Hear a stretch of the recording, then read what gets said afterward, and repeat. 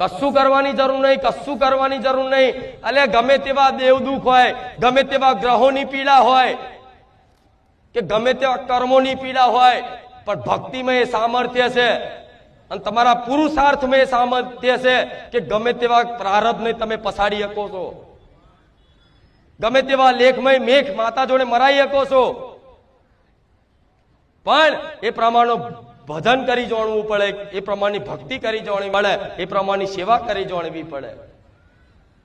ભક્તિનું બીજું નામ શું? પ્રેમ.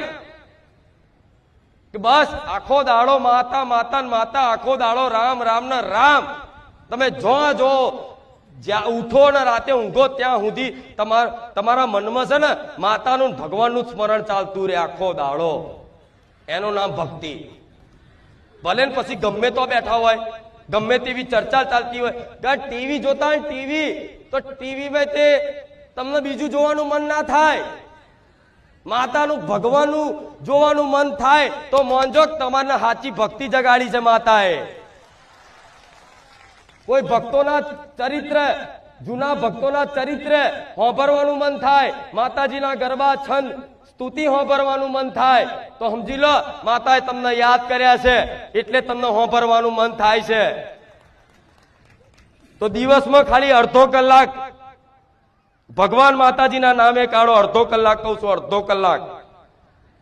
અડધો કલાક કાઢશો અભ્યાસ બનશે, અને અડધો કલાક કરતા ધીરે ધીરે ધીરે 2 મહિને 6 મહિને છે ને આપે રૂપે 24 કલાક તમને બસ માતાનું ભગવાનનું ચિંતન થયા કરશે આખો દાડો, અને મુખેથી રોમનું નામ જ નીકળશે. દુઃખી થશો તો કે હે રામ, ખુશી થશો તો ખુશ થશો તો કે હે રામ. 24 કલાક કાંટો વાગશે ગો રામ.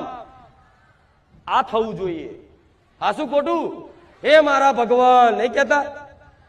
જેના હૃદયમાં જે હશે ને તરત મોઢે નામ આવી જાય.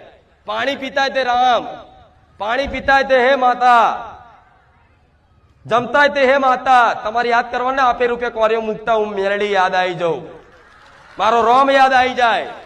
આ શું ખોટું?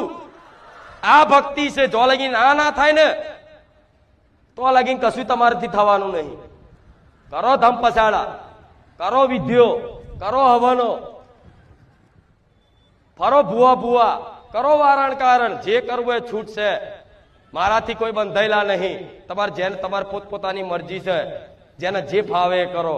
પણ મારા ધામમાં આવ્યા છો ને તો મને માતાને મારી ફરજ બને છે કે મારા ભક્તોનું જગાડી આલું.